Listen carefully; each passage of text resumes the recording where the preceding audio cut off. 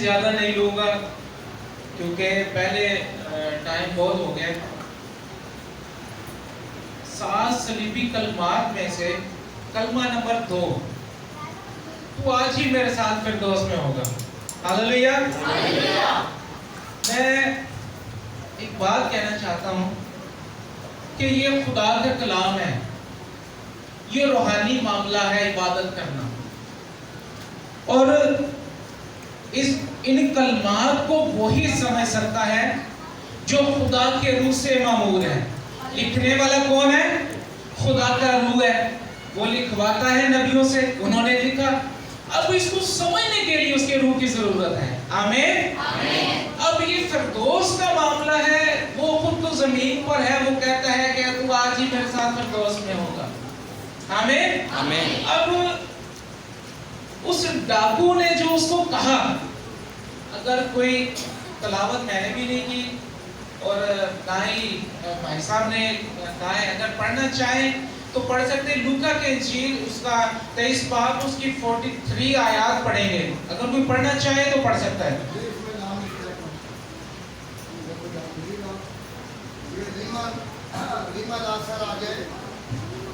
جی بہن ریما,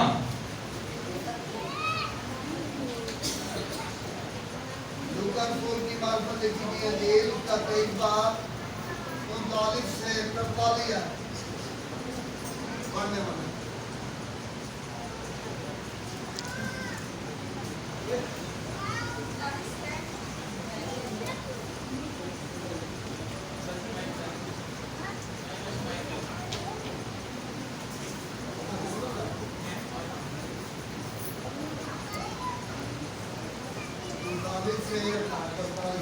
پھر جو بدکار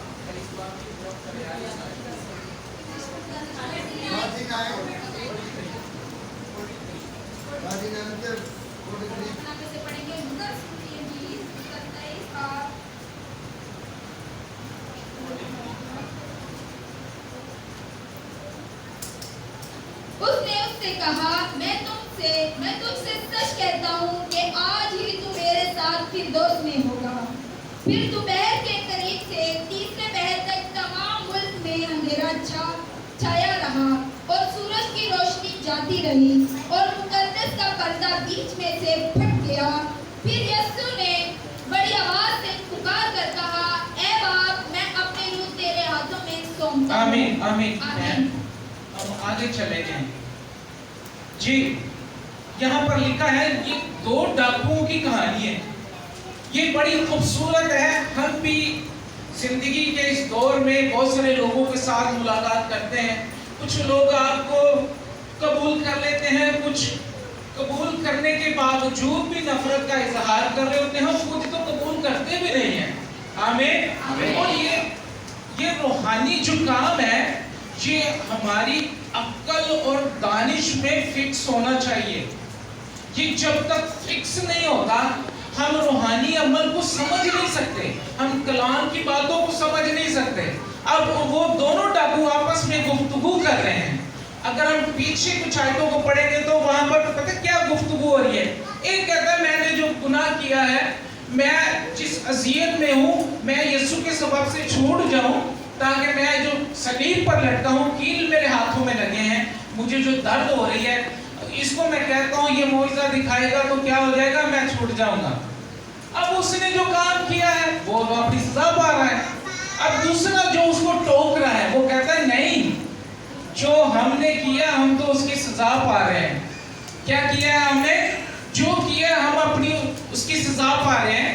پر اس نے تو کچھ نہیں کیا, یہ تو ہر بار سے بے گناہ ہے. وہ تو بڑا ایسا ہے کہ جو بے عیب ہے, اس کے باوجود یسوع نے ان دونوں کی گفتگو کو سنا, دونوں پر غور کیا.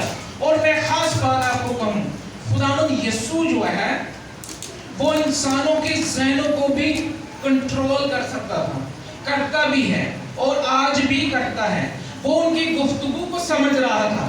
آج اپنی بھی آپ غور کیجئے گا کہ کچھ لوگ اس کلام سے برکت پانے آئے, کچھ آج کا دن منانے کے لیے آئے کہ یار آج गुड फ्राइडे ਅਸੀਂ ਚਰਚ ਚਲੇ ਜਾਾਂਗੇ ਪਿੱਛੇ ਤਾੜੀਆਂ ਮਾਰ ਕੇ ਆ ਜਾਾਂਗੇ ਇਸੇ ਤਰ੍ਹਾਂ ਉਹ ਡਾਕੂ ਵੀ ਸੀ ਜਿਹਨੇ ਕਿਹਾ ਸੀ ਤੂੰ ਮੋਇਜ਼ਾ ਕਰਦੇ ਮੈਨੂੰ ਵੀ ਬਚਾ ਲੈ ਤੇ ਆਪੇ ਵੀ ਬਚ ਜਾ मगर कुछ लोग बरकत पाने के लिए आए हैं उन्होंने उस डाकू ने कहा जब तू अपनी बादशाही में आए अब उस डाकू का ये भी ईमान था कि इसकी बादशाही जरूर कायम होगी क्या होगी इसकी बादशाही कायम होगी पर खुदावंद यीशु मसीह ने उसको आगे का बता दिया उसने कहा तू फिरदौस में होगा शायद किसी ने फिरदौस का पता भी ना हो फिरदौस कैसी होती है फिरदौस पता कैसी होती है यूहन्ना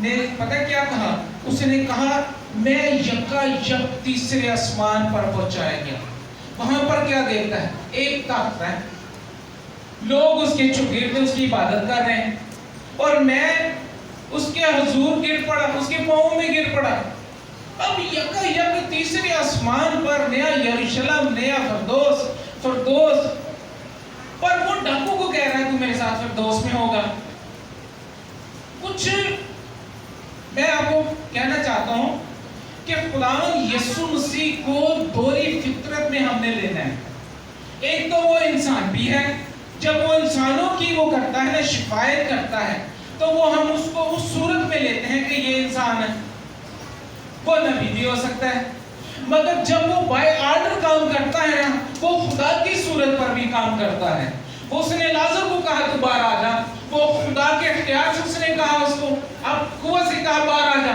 अब वो डाकू को उसी कुआं से कहता है तू मेरे साथ फिरदौस में होगा हालेलुया आज वो हमें भी कहता है कि अगर हम उसके हुक्मों पर अमल करेंगे तो हम क्या होंगे फिरदौस में होंगे नए यरूशलेम में होंगे मगर उसमें एक चीज और है उस डाकू ने पता क्या कहा उसने कहा हम अपने किए की सजा पा रहे हैं उसने उसके इकरार को देखा उसने अपने गुनाह का इकरार किया कि हमने सजा पाई है अपने गुनाह की उसने उसके इकरार को देखा क्योंकि खुदा वाहिद ऐसी हस्ती है जो इंसान के दिल पर गौर करता है ना कि ज़ाहिरी सूरत पर आपने इंटरनेट पर देखा होगा एक खुदा का खादम है ना उसके हाथ हैं ना उसके पैर हैं पर वो खुदा का खादम है पर वो उसको सुनने के लिए हजारों लाखों की तादाद में लोग उसे सुन रहे हैं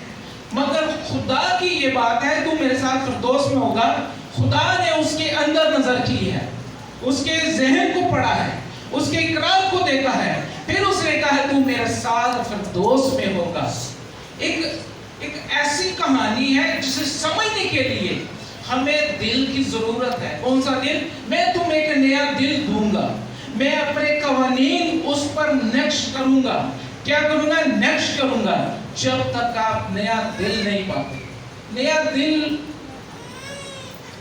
इस बाइबल की जुबान में रूह को कहते हैं इसको कहते हैं रूह को कहते हैं उसे दिल भी कहते हैं उसे दम भी कहते हैं उसे रूह भी कहते हैं और अगर हमें नया दिल मिलेगा तो हम इन बातों को समझ सकते हैं इबादत करना उसके हुजूर जमा होना हम उसको तब ही समझ सकते हैं जब हम खुदा को जानते हैं खुदा को जानेंगे तब जब हम उसके हुक्मों पर अमल करेंगे वो हमें एक गिफ्ट देगा वो गिफ्ट देगा किस सबब से देगा जब हम उसे कबूल करेंगे तो जब वो हमारी सारी पाकीज़गी को हमारी सारी रास्तबाजी को कबूल करेगा तो वो हमें एक दिल देगा फिर हम कहेंगे यार मैं तो फिरदौस ही जाना है अगर ना पाया तो फिर तो कहना है हवा से उड़ जाना है कोई नहीं उड़ना क्योंकि हमारे अंदर जो रूह है ना वो एक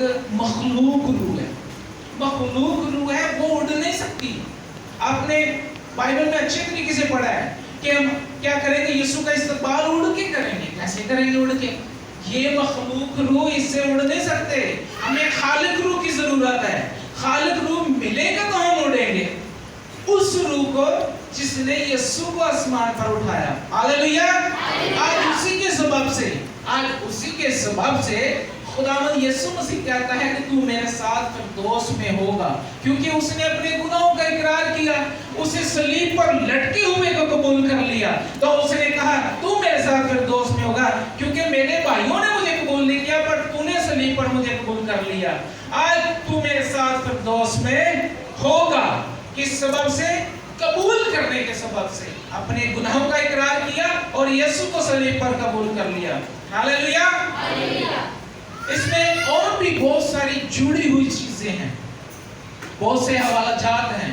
मैं एक हवाला जरूर पढ़ना चाहूंगा। यूहन्ना की इंजील उसका 3 बाब उसकी 13 आयत को पढ़ेंगे। बिल्कुल मुख्तसर सा मैं लूंगा इसको। यूहन्ना की इंजील 3 बाब उसकी 13 आयत को। अगर किसी बहन ने निकाल लिए, भाई ने निकाल लिए, तो वो पढ़ सकता है। 3 बाब की 13 आयत।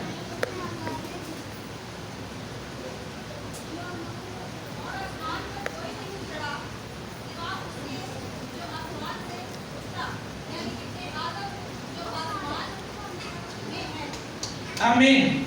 यहाँ पर लिखे आसमान पर कोई नहीं चढ़ा सिवाय उसके जो ऊपर से उतरा और आसमान में है। यूहन्ना रसूल उसकी लामहदूदियत को बयान करता है। वो लामहदूद सोच है उसकी। उसने कहा कोई नहीं चढ़ा सिवाय उसके जो ऊपर से उतरा। अब उसने कहा जमीन और आसमान का इख्तियार मेरे पास है। अब उसको किसी शख्स को जमीन से उठाकर फिरदौस में ले जाना उसके इख्तियार में है। अब उसने उसको ले जाया जिसने उसे कबूल किया, जिसने उसका इकरार किया, जिसने अपने गुनाहों का इकरार किया। उसको कहा तू मेरे साथ फिरदौस में होगा। उसको क्यों नहीं कहा जिसने कहा तू मौजज़ा दिखा, खुद भी उतर जा और मुझे भी उतार दे, ताकि अज़ियत से हम बात दोनों बच जाएं। अब उस अज़ियत को वो देख रहा था, पर उसके जो पीछे मकसद है उसको नहीं देख रहा था। अब यीशु मसीह की अज़ियत पाना हमारे लिए कामिल कफारा था, मगर उसने उसको नहीं देखा। उसने अपनी अज़ियत को देखा कि यार मुझे अज़ियत मिल रही है, मुझे तो बचा दे। मगर खुदा उस ही को कबूल करता है जो उसे कबूल करता है। आज वक्त है कि हम भी खुदावंद यीशु मसीह को उसी तरह कबूल करें जिस तरह उस डाकू ने कबूल किया और कहा कि तू आज ही मेरे साथ कहाँ होगा? फिरदौस में होगा। आमीन आमीन। खुदावंद यीशु आप सबको इस कलाम के वसीला से बरकत दे। आमीन।